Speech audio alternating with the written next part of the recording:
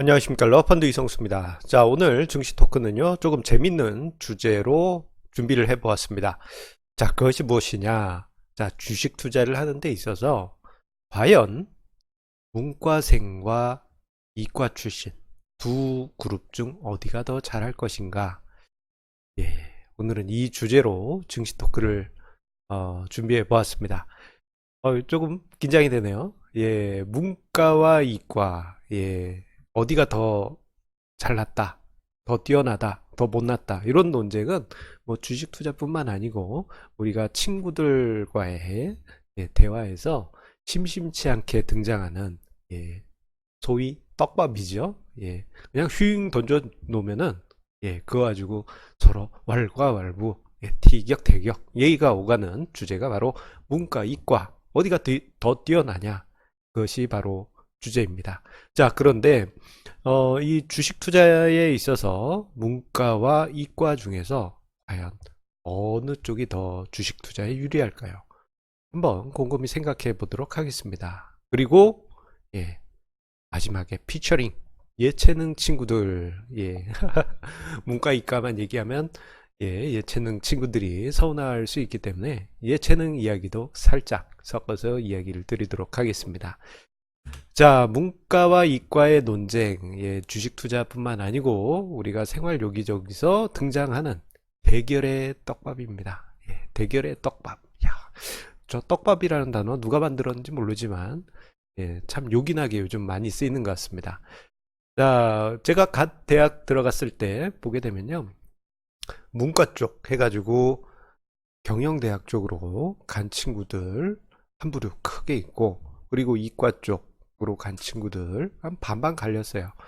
자, 이렇게 뭐 만나서 대학도 입학했으니까 만나서 의기투합하자 해서 만나보면은 꼭 등장하는 게 자기네과가 더 뛰어나다, 문과가 있어야지만 이과가 존재한다든가, 뭐 이과가 있어야지 뭐 문과가 존재한다든가, 이러한 이야기 꼭 등장하지 않습니까? 저도 그 논쟁의 중심에 있었고 대학 막 들어갔을 때는 이과 쪽에 많이 힘을 실어줬죠. 자, 그런데 이 생각을 해보게 되면요, 이 문과와 이과를 갔던 친구들의 중요한 갈림길이 됐던 중요 포인트가 수학이었습니다. 수학을 정말 싫어하는 친구들, 아, 난 수학 정석만 봐도, 어우, 정석, 추억의 수학 정석. 이거 이렇게 두꺼워가지고, 공부 수학 싫어하는 친구들은 그 배고 그냥 잤잖아요. 딱 그 높이.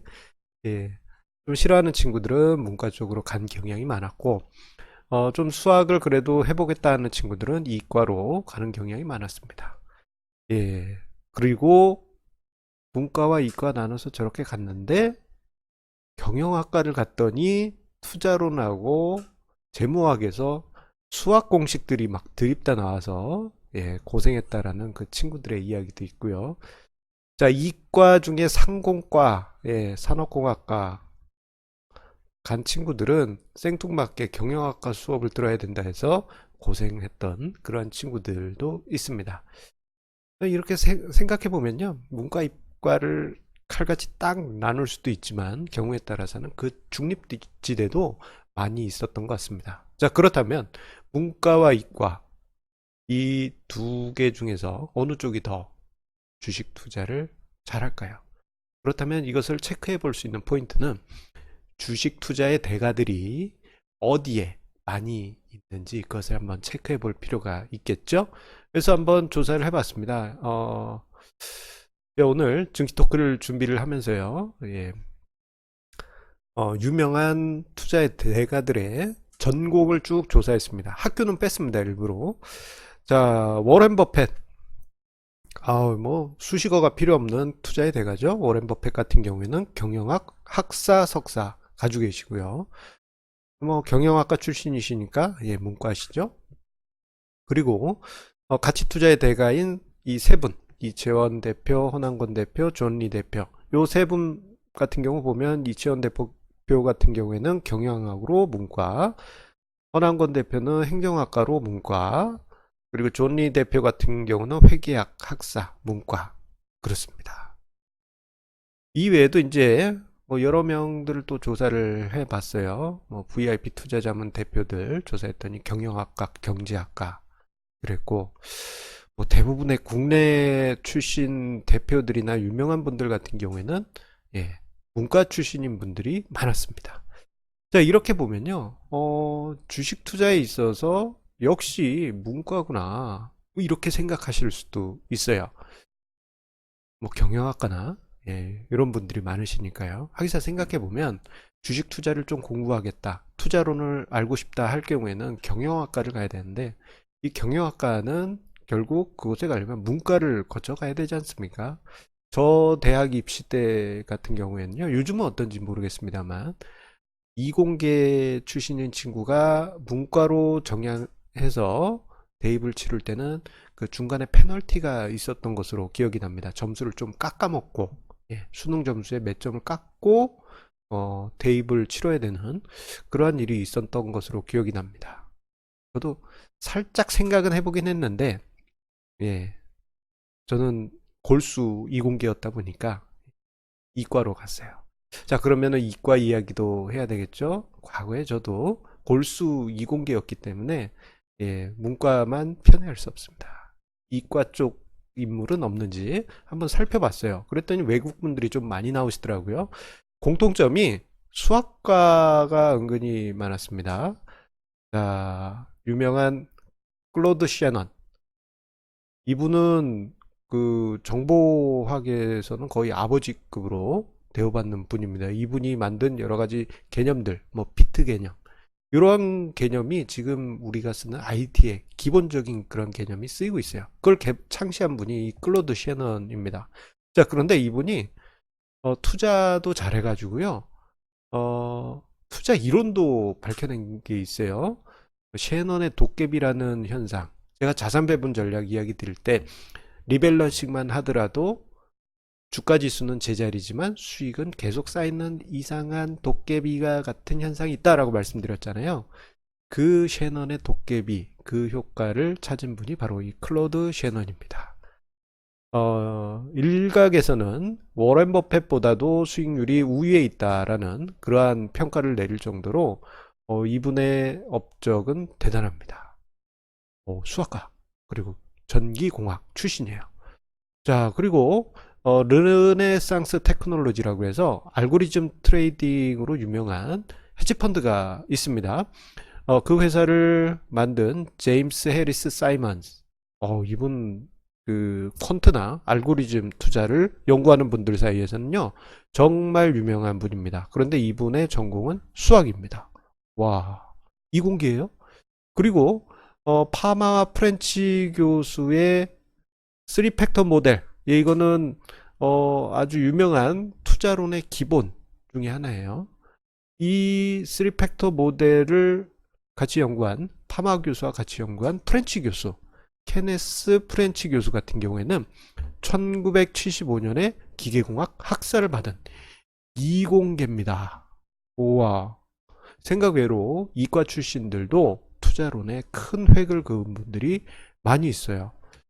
자, 그렇다면 문과와 이과 이 중에서 어느 쪽이 더 우월하다, 투자의 대가들이 어느 쪽이 더 많다라고 자웅을 겨루기는 조금은 어려운 감이 있습니다.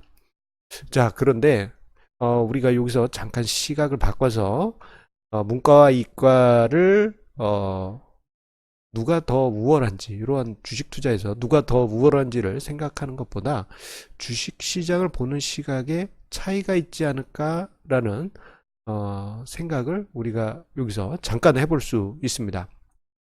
저 같은 경우는 골수 이과였어요.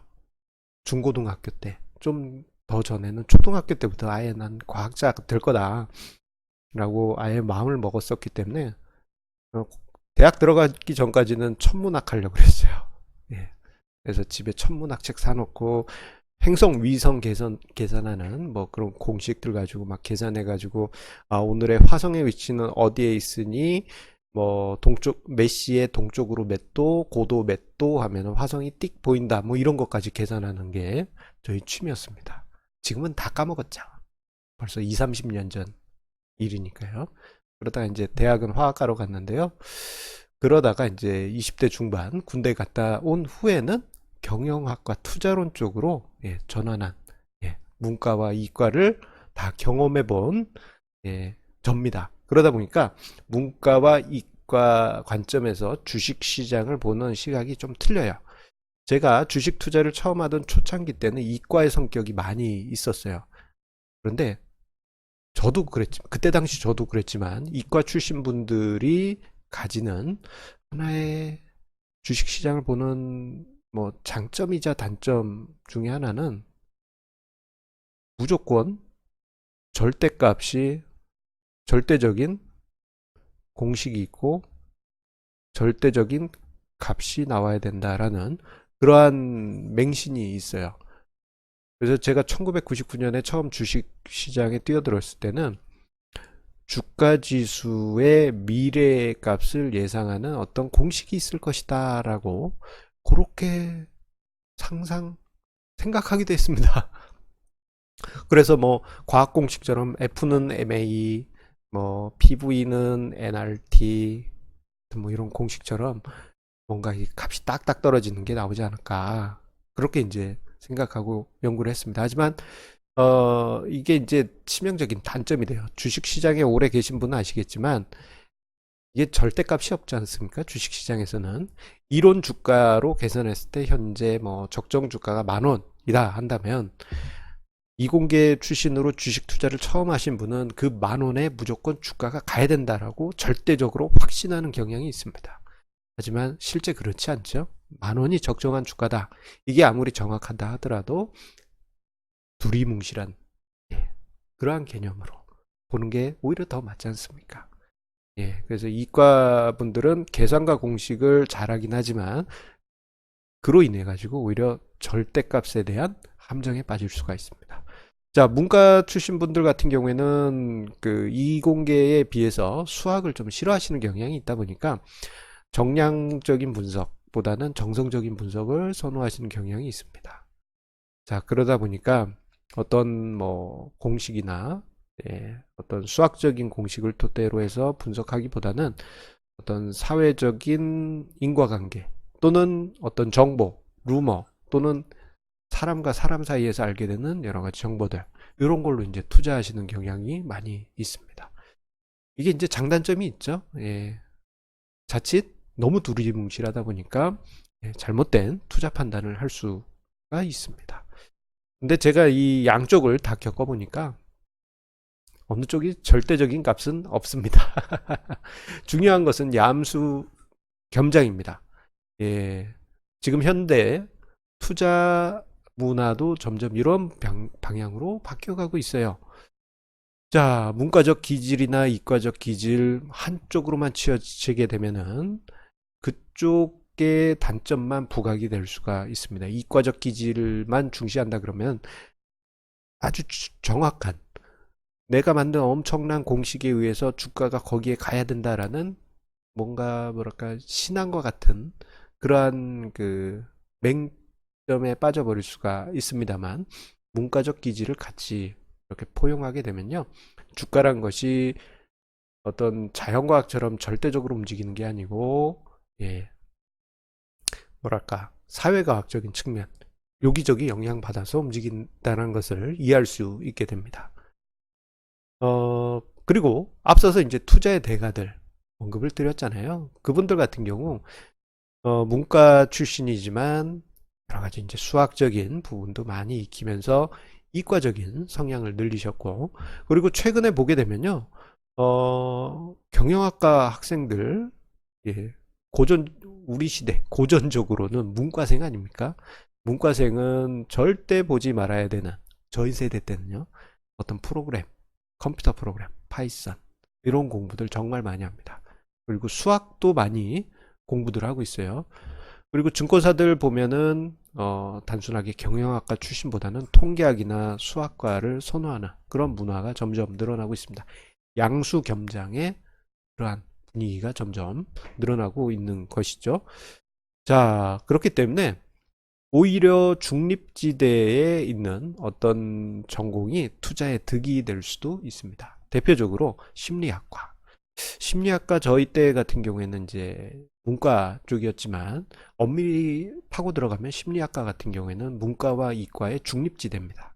오히려 심리학과 같은 경우에는 투자 심리라는 부분을 꼼꼼히 연구를 할 수 있고 알아갈 수 있는 부분이기 때문에 오히려 투자에 어, 득이 될 수가 있겠고요. 그리고 예전에는 증권사에서 심리학과 출신을 많이 채용하던 그러한 때도 있었습니다.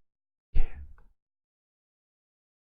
그래서 심리학과도 중요한, 예, 어떻게 보면 중립지대에서 중요한 좋은 기준이 될 수 있겠습니다. 마지막으로 예체능, 제가 앞서서 여기 피처링이라고 붙였지 않습니까? 예. 자, 예체능 빼놓을 수 없죠. 친구들 모였는데 문과, 이과 이렇게 싸우다 보면 예체능 출신인 친구가 서운해합니다. 자, 그런데 이 예체능 출신 같은 경우에는 문과도 아니고 이과도 아니지만 약간은 중립지대의 성격이 있어요. 그런데 이분들 같은 경우에는 어, 강한 체력과 인내심을 가진 경우가 많이 있습니다. 자, 책상 앞에서 공부만 한 문과 이과생들 같은 경우에는 좀 체력이 약하거나 인내심이 약한 경우가 많지만 체육학을 전공한 친구들 같은 경우에는 운동하는 과정에서 인내심도 많이 늘었고, 그리고 뭐 예술 쪽이나 음악 하는 분들 같은 경우에도 연습이나 뭐 창작을 하는 과정에서의 많은 인내심 그리고 체력 이런 게 요구되기 때문에 오히려 강한 인내와 오기로 인해서 투자 원칙을 생각보다 강하게 지켜낼 수 있는 그러한 힘을 가지고 있습니다. 예, 참 신기하죠? 그래서 문과, 이과, 예, 누가 더 우월하다라고 그렇게 딱 잡아서 결론을 내릴 수는 없지만 그 중립지대를 우리가 한번 찾아가는 것도 투자를 제대로 하는데 하나의 방법이 되지 않을까 싶습니다. 예, 오늘 러브펀드의 증시 토크는 여기서 마치도록 하면서요. 한 가지 공지 안내 드리도록 하겠습니다. 자, 이번 주 금요일 오후 7시에서 9시에 예, 저의 71차 정기 세미나가 열립니다. 강남 토지 2호점에서 열리는데 20분 한정입니다. 그래서 참가 신청하신 분들만 참석하실 수 있고요. 참가 신청 방법은 제가 답글로 최상단 공지에 고정을 해 놓도록 하겠습니다. 예, 그 링크 보시고 신청을 해주시면 세미나에 같이 함께 하실 수 있겠습니다. 자, 항상 우리 시청자님의 구독, 좋아요, 그리고 공유해 주시는 마음 감사드리면서요. 자, 오늘 증시 토크 준비하다 보니까 시간이 너무 많이 흘러갔어요.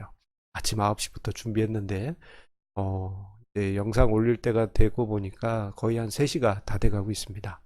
예, 여러분들 투자에 도움이 되시고 또 투자하시는데 하나의 재미있는 소재가 오늘 증시 토크였길 바라겠습니다. 문과 대 이과. 예. 그의 절대값은 없습니다. 그것을 통합한 그 방향으로 투자를 이어가실 필요가 있겠습니다. 저 같은 경우 골수 이과에서 경영 쪽으로 넘어온 케이스니까요. 그런 것도 하나의 사례가 아닐까 싶습니다. 자, 그러면 내일 증시 토크에서 만나 뵙도록 하겠고요. 세미나 참석하시고자 하시는 회원님은 아래 댓글에 링크 꼭 참고해 주시기 바랍니다. 감사합니다.